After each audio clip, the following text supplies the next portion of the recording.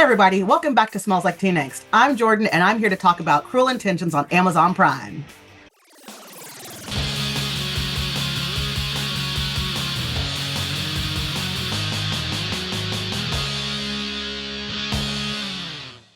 So we all know about Cruel Intentions. It was a smash hit in the 90s. Millennials love it. It's also based on a movie from the late 80s, early 90s called Dangerous Liaisons. So this story has been told a couple of times. We're just bringing it to a brand new generation. Being one of us means holding the key to any door worth entering. It stars Sarah Catherine Hook, who I've loved since First Kiss on Netflix. It only got one season. Go watch our review of it. I gave it. It was a great show. I'm still upset it didn't get more than one season. But she plays the role that was originated by Buffy Summers, aka Sarah Michelle Gellar, and she does a bang-up job. I need you to convince her in the way only you can. What's in it for me? Zach Burgess was the reason I wanted to review this because Ryan Phillippe as Sebastian was just like everything. And I will admit, in the previews, was not sold on Zach. By the time I got through the second or third episode, I was absolutely there for it. His character is called Lucien, and he definitely brings a whole new, interesting, and full of charming in a Gen Z way vibe. Sean Patrick Thomas is back, which is super exciting. I don't want to give too much away, but he was in the movie, so it's a really great sneak peek to those of us who are familiar with it. And I feel like my favorite member of the cast, the star, Sarah Silver, it's a take on the character played by Selma Blair in the original movie, and Sarah Silver just brings something very special to this role. And the way that they wrote it, I think, is very modern, very updated. She just steals every scene she's in. Last but not least, we've got Savannah Lee Smith, who I guess was in the Gossip Girl reboot, which I did not watch, no lie. She is playing the Reese Witherspoon character in this show. She's a reboot queen. I love what she brought to it, but I will say optically, I had a bit of an issue. And this is where colorblind casting kind of goes wrong, because you've got this cast full of non-people of color, and they are intentionally choosing to victimize a woman of color.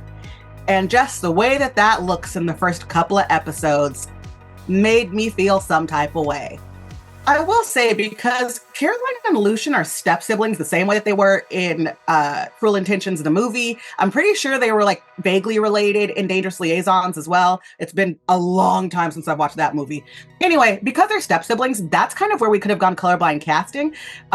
Sarah, our producer, and I were talking about this, and if you actually swapped the actors who were playing Caroline and Annie, it would not have looked as bad, and it probably would have been more interesting, just because the Caroline character is more in line with the character that Savannah played in Gossip Girl, and she could have brought something really punchy to this role. That being said, Claire Forlani plays the mom in this show, and listen, as a millennial, seeing Claire Forlani now graduating to these very adult mom roles was really juicy. We find ourselves a little bit on the line this year because of the whole unfortunate hazing injury. So one difference that was made in the show versus the movie is that they're taken out of high school, which they were in the movie, and moved up to college in the show. Now, for those of you who don't know this, I actually have a background in Greek life. I was in a sorority active all 4 years. I still advise my local chapter. And I will say the first episode kind of felt like taking a cheese grater to my face, because there were so many inaccuracies and so many things that just would not happen in Greek life. But once I reminded myself that it was a fictional show at a fictional college with a fictional Greek system, then I really got into it and really started to enjoy it. All of that to say, the original Cruel Intentions felt really naughty and dirty and sexy, and this show just doesn't do that. Yes, there is a lot of sex, there's a lot of sex in the show, but the show is not sexy, if that makes any sense.